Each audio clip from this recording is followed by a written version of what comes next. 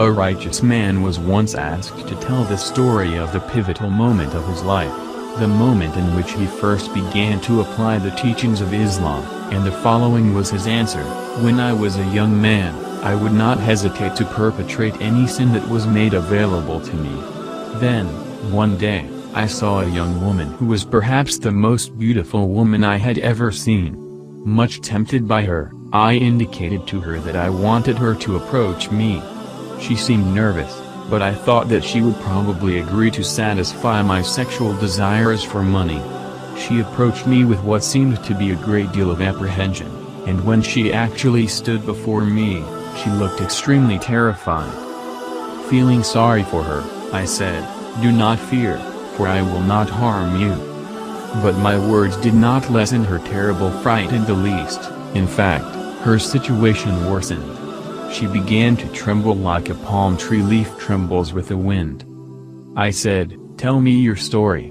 She said, 'By Allah, O my brother, never before this day have I offered my body in this way.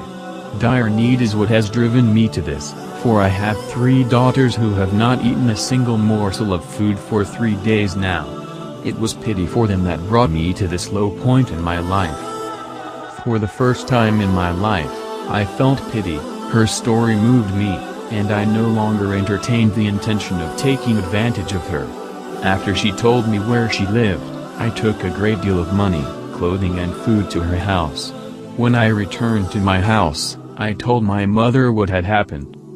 My mother knew that I had a book in which I would record all of my evil deeds, and so she said to me, 'My son, you are a man who has never performed a good deed except for the good deed that you performed today.